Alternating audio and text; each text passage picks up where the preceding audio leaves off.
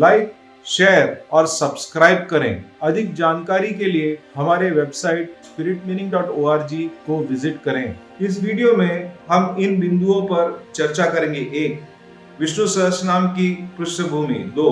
लक्ष्मी देवी और श्री हरि की पूजा का महत्व। 3. विष्णु सहस्त्रनाम पाठ के लाभ। 4. विष्णु सहस्त्रनाम का जाप करने की विधि। 5. निस्वार्थ साधना की महिमा। विष्णु सहस्त्रनाम महाकाव्य महाभारत के अनुशासन पर्व का भाग है, जिसके रचयिता ऋषि वेदव्यास हैं। युद्ध समाप्त होने पर यह महान स्तोत्र सर्वप्रथम भीष्मदेव ने युधिष्ठिर महाराज को सुनाया था। एक योगी होने के नाते भीष्मदेव ईश्वर की महिमा जानते थे, इसलिए युधिष्ठिर महाराज ने भीष्म पितामह से पूछा कि देवताओं में सबसे महान कौन है और उनका स्वभाव कैसा है। भीष्मदेव ने वहां उपस्थित श्री कृष्ण की ओर देखा और विष्णु सहस्त्रनाम का पाठ करना आरंभ कर दिया। चूंकि भीष्मदेव एक महात्मा थे, उनके प्रत्येक शब्द में संपूर्ण ब्रह्मांड का ज्ञान निहित था।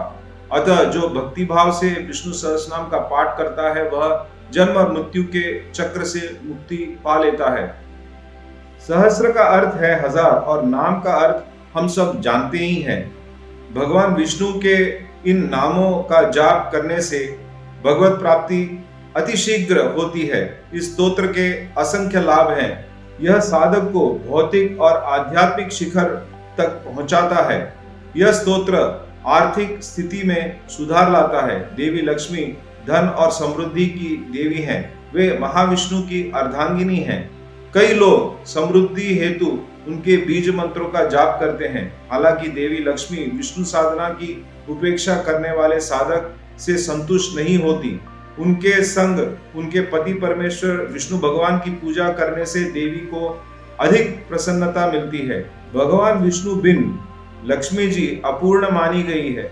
यह स्तोत्र निद्रा संबंधी समस्याओं का उपचार कर सकता है। दुस्वप्न अवस्था मन का परिणाम है। जिस तरह प्रेत जगह जगह भटकता रहता है, उसी तरह एक अस्थिर मन विचारों की दलदल में विचरण करता है। ऐसे मन की तुलना असुर से की जा सकती है। भगवान विष्णु असुरों के संहारक हैं और इसलिए विष्णु सहस्त्रनाम का जाप करने से मन के सभी विकार दूर हो जाते हैं।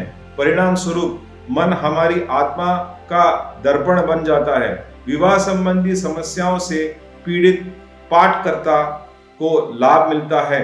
हमारे पुराणों के अनुसार श्री विष्णु और लक्ष्मी देवी दिव्य दंपति हैं। उनका आशीर्वाद हर्ष और उल्लास का कारण है। भगवान विष्णु और देवी लक्ष्मी हमारे वास्तविक माता पिता हैं, इसलिए इस स्तोत्र का प्रतिदिन पाठ करने से निस्संतान दंपतियों को भी लाभ होता है। इस स्तोत्र का पाठ बच्चे और बड़े दोनों कर सकते हैं।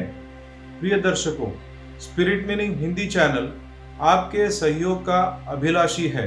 अपनी क्षमता के अनुरूप हम ब्रज के जीव जंतुओं के लिए खाद्य पदार्थ उपलब्ध कराते हैं। हम गिरिराज जी की तलेठी में निवास करते हैं। उनकी सेवा के रूप में वृक्ष आरोपण करते रहे हैं। समय समय पर हम वृद्ध माताओं के लिए राशन पानी की भी व्यवस्था करते हैं। इन कार्यों के चलते हम अपने सब्सक्राइबर्स और फॉलोअर्स से ये प्रार्थना करेंगे कि अपनी क्षमता के अनुसार निश्चित सहयोग करें। भगवद गीता ऐसी निस्वार्थ सेवा को सात्विक मानती है। आप अपना योगदान गूगल पे, फोन पे या पेटीएम द्वारा कर सकते हैं। आपके प्रश्न कमेंट सेक्शन में अवश्य लिखें। जिन बालकों को पढ़ाई में कठिनाई होती है, उन्हें विष्णु सहस्त्रनाम का पाठ करना चाहिए। उनमें सुधार होगा और सूर्य की कृपा प्राप्त होगी। माता पिता को अपने बच्चों को बालपन से ही विष्णु सहस्त्रनाम से परिचित करना चाहिए। बालक अधिक आज्ञाकारी और आध्यात्मिक बनेंगे। अपने बालक को उपदेश देने से पूर्व माता पिता सर्वप्रथम अपने चरित्र का निर्माण करें। विष्णु सहस्त्रनाम के नित्य पाठ से साधक तेजस्वी बन जाता है। यह स्तोत्र हमें तनाव से मुक्त कराता है। व्यवसाय समृद्ध होगा। साधक अधिक आत्मविश्वासी और शांत हो जाता है। साधक न केवल भौतिक जीवन में उत्कृष्टता प्राप्त करता है, बल्कि उसका झुकाव आध्यात्म की ओर भी होगा। वह एकांत में अधिक समय व्यतीत करना चाहेगा। यहाँ तक कि मृत्यु के पश्चात साधक वैकुंठ में निवास कर इस भौतिक संसार में फिर कदापि नहीं लौटेगा। आइए अब विष्णु सहस्रनाम का पाठ करने की विधि पर चर्चा करें।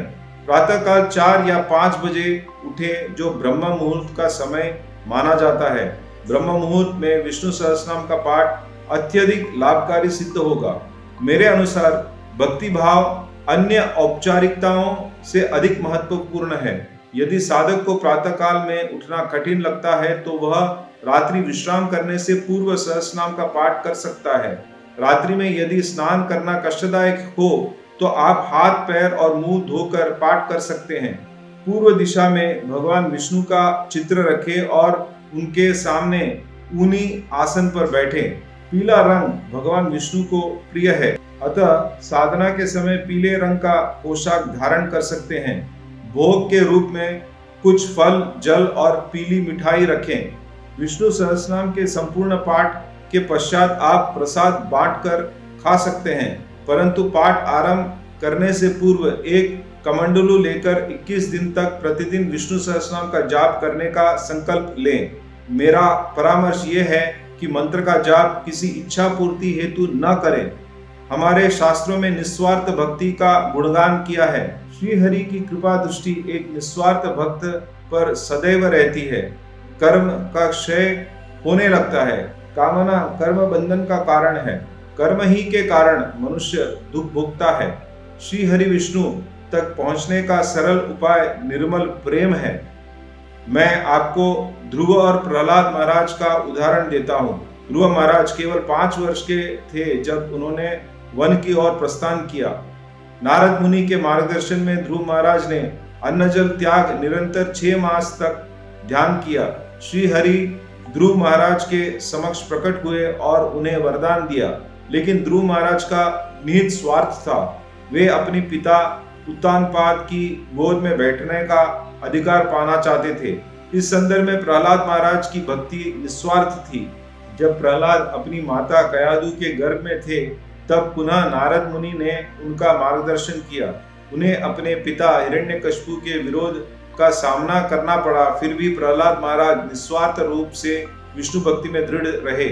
अपने भक्त की रक्षा करने हेतु भगवान विष्णु ने नरसिंह अवतार ले दानव राज हिरण्यकशिपु का वध किया।